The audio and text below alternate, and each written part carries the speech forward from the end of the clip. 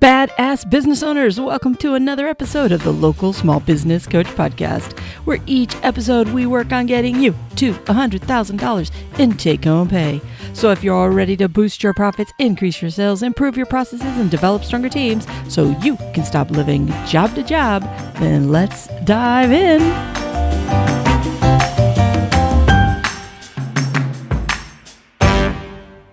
Hey, badass business owners, welcome back to the show. I want to thank all of you that are joining us for the first time. We have been picking up some new listeners over the last couple of weeks, which is kind of amazing considering we are headed into the holiday season, which is traditionally the lowest time that people tend to get involved in podcasts because they got a lot of other things going on. So if you're here and you're listening in real time, I do want to thank you for making me part of every single week of your business. I really appreciate that. And I hope to continue to give value bombs to you to help you grow your business. Now, as you know, I've been talking a lot about getting ready for the new year and analyzing this past year and all this other stuff. And one of the things that I've been asked about a lot lately has to do with spending money for leads. And I want to kind of take a few minutes and I want to talk about that today. For example, there's Angie's List out there. There's Nextdoor, which is picking up speed, Thumbtack, Home Advisor, Yelp, you name it. There's all kinds of different ones. And in some of your businesses, you have individual ones as well. And people ask me all the time, Tammy, what are your thoughts about this? Should I be spending money on this? Well, here, I want to kind of give you my take. Honestly, if you ask people, you're going to get a different answer from everybody. There are some business owners that have tremendous amount of success with it. And then there's others that spend the money and all they know is they're out $1,000 or more and they didn't get anything from it. It really comes down to the quality of the leads that you get and also the return on the investment for what you spend. So for example, let's just say you spend $1,000 trying to get leads from any place that requires you to pay. So not all of these require you to pay, but some of them do. So let's say that you pay $1,000. Really what you have to look at is what's the return on that investment that you're getting. If you only get another $1,000 worth of profit, now listen to me, it's not about sales. Remember, everything we do has to do with profit. So you do not break even on that $1,000 until you create $1,000 worth of profit. So let's just say that at the end of the day, you make a profit of 25%. We'll just use that. That means that you have to sell 4 times as much to get to that 25%. So if you have to make $4,000 in this case because 25% of $4,000 is our $1,000.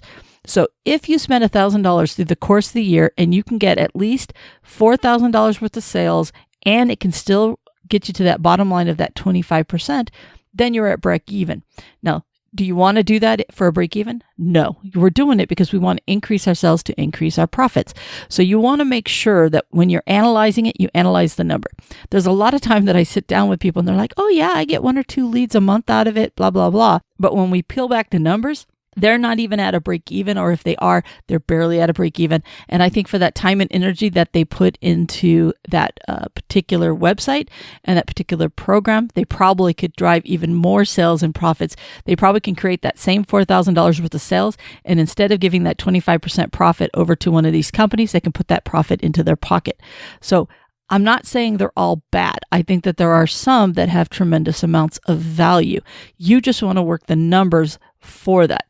Now, there are some, for example, that don't cost you a dime. They just put you in that local community. I like these a lot better. Anytime you don't have to pay for something, I think it's a really good thing to just be a part of. Then you can kind of weed through them. But at the same time, it's also the quality of the leads. So every community is a little bit different. So especially these ones that are community driven, you have to really look at the community that you're a part of. Is that the community that you want to try to serve? So for example, I've talked about this one. If you have a garage epoxy company, being part of Nextdoor or part of a community that has carports aren't going to do you any good. So you got to make sure that even if it's free doesn't mean anything if it's not going to get you. Now, does that help when they have friends or family or somebody else that wants to have it? Yes. Should you not be part of it for that reason? I'm not saying no. I'm just saying you have limited amount of time and resources. So I just want you to make sure that anything that you're a part of is going to return a return on investment for you. If you're chasing down a bunch of bad leads, it's not a good program for you. And like I said, some do great. Other ones, they send you leads, but they also send it out to 3 or 4 other people. If this program or whichever one you're joining sends you out to 3 or 4 different people, then you're in a race, because really it's going to come down to the first person that got to them or the person with the lowest prices. If you're finding a program that you got into is sending you a lead that has gone out to multiple people and that person is trying to chase you to the bottom, then I don't recommend that you're part of that. Now, I understand when we're in the early stages of our business, we're chasing every single sale. We all do it. I've done it. When we're trying to build the business, we chase everything. That doesn't mean it's the right thing to do. It doesn't mean it's the right thing to continue to do. In most cases, when we start to hit our first year, our second year, we get a little bit more wind beneath our sails, we can start learning to say no to things. So if you're in one of these programs to get your business going, not going to hate on you, not going to say anything bad. But I do expect you that when you start to get that wind under your sails and some momentum, that you start peeling back the things that are costing you money. Because remember, at the end of the day, it doesn't matter if they give you $1 million worth of sales. If none of that million goes into your pocket, it's a waste of time and energy. If you could take that same time and energy into something else that's going to put money in your pocket and profit into your company, that's the direction I want you to go. So hopefully this is making some sense. Like I said, a lot of these programs are good. They're great ways for you to be able to get your name out there. If anything, it helps you with your branding. It gets you out into the community. So if you do it and you say, hey, I'm only going to do this for 1 year, I'm going to milk it, I'm going to work on getting my branding out there for people to know about my company, that's different. Even if you don't make any money and you can at least break even, that's kind of some really good advertising, if you will. It's no different than you putting those magnetic signs on your car or sending out something else that you know is not necessarily going to get you any business, but it's going to help you with your branding. So if joining any of these local community groups help you with that, I say go for it. I'm way more enticed for you to go with things that stick to a community, because people love the people that are on there want to use people who are in their community. In which case, I think you're going to get a better return for your value. You're not being put up against a lot of the big dogs that are out there. Some of the problems with some of the bigger companies are that, the ones that go nationally is they're not necessarily going to get the people that live in that community. They're going to get anybody who says they will work in that community. So to me, if you're going to do it, start with the ones that have to do specifically with your community, because that's where you're going to get the bigger bang for your buck when it comes to building your brand and what you're doing. So overall, I think that they're great when used properly, but I don't necessarily think that they're a good plan for you long term, unless you are getting that return on your investment. There are some people that go out there, they put in the money and they get tenfold what they put into it. Great. I want you to continue to do that if you're getting that. For some of you, that's not been your experience. And by the way, I think this also depends upon the type of business that you have. People that are more niche, more specific, it's probably going to help you better because you don't have as much competition.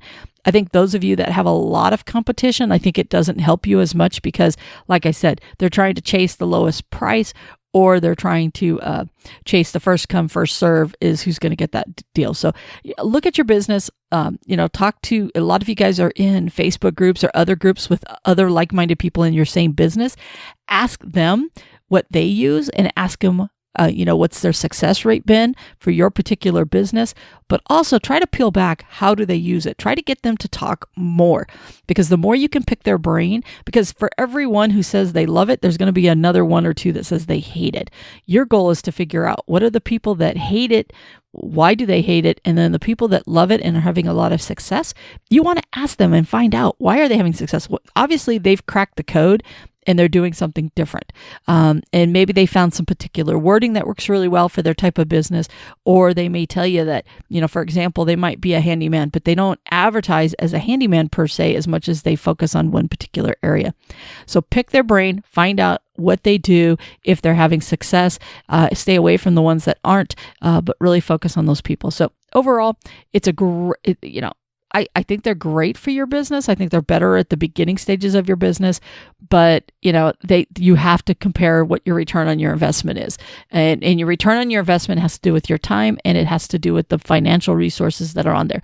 Because if you can spend your time and your resources in other areas to drive your business, then I think that you should go in that direction. And as you know, if you've been a longtime listener to the show, and for example, in this upcoming course I'm working on for driving your sales, I'm really big on you doing it through other means that doesn't really cost you a lot of money. Because I do think some of the most successful businesses out there, they don't have to put tons of money in there. They really focus on providing a great experience, and they're part of their community, and they're part of top of mind awareness within that, and it grows through organically through that. Now, that doesn't mean I don't believe in all the other ones. I absolutely do. I think you need to do whatever it takes to get your business going, and advertising is a piece of that. It was always part of every single budget I've ever had for anything. And I think it's a necessary cost of business, a necessary evil, if you will. But to me, it really has to be about that return on it. I know the advertising that I've done in the past, for example, when I had the ice cream shop, I had to go above and beyond what the franchise did because I needed to advertise in my community. And I went through probably 3 or 4 different local community advertisings before I settled on the one that had the biggest bang for the buck for me personally, and where I got that ROI on. So when it comes to these different companies that will go out there and get you leads, go for it. They have them even, for example, in my real estate business, Zillow sells leads all the time. I don't spend the money on it. I think that at the end of the day, has people made tons of money off of these Zillow leads? Absolutely they have. And there's also a lot of people that have not. And I have a really good, steady business through doing it the way that I do it, through what I offer my clients and staying in touch with them and blah, blah, blah, blah, blah. And I think all of you have that same ability. I think you're going to get way more for your money, for example, by you having that CRM and those emails that you send them once a month and stay top of mind awareness. I think you're going to get way more out of that investment than you ever will out of something like this. So great for in the beginning, not so much as you got more time under your belt. Now with that, I know that I am starting to rattle on this particular topic, so I am going to go ahead and make this one a short one. It is the holidays, got to give your ears a rest. But I know a lot of you guys have been asking me about this. I hope this helps. If you have a different experience or you've got something great that you would love to share, feel free to come on over to our Facebook group, Badass Local Business Owners, and pop on in.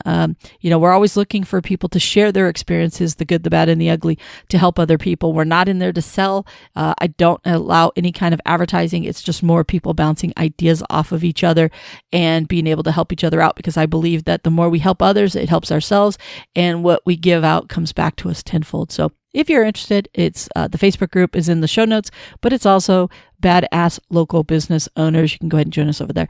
But otherwise, I want you guys to get out there. I want you happy sellings, and let's finish this year strong. And if you are putting your plan together for 2019, or just whenever you listen to this, if you're putting a plan together to get stronger and better, this is my 2 cents when it comes to these different groups that will get you leads. Hopefully it helps you out. All right, with that, I'm out of here. I'll see you next time. Bye. Hey, badass business owner, before you go, are you sick and tired of working so many hours and still not being able to grow your business? Are you ready to start earning the income you deserve for the work you are doing? Do you have so many ideas and you just don't know where to start? Well, maybe you need a business coach. And guess what? I just happen to know one. Yeah, me. We can do a one-time strategy session, or we can set up a 6-week coaching plan. If you would like to learn more about this, just click on the link in the show notes or go to localsmallbusinesscoach.com/workwithme. You can take a quick survey so I can learn a little bit more about your business, and then we can set up your free consultation call. Remember, I'm here to help. You do not have to do this alone.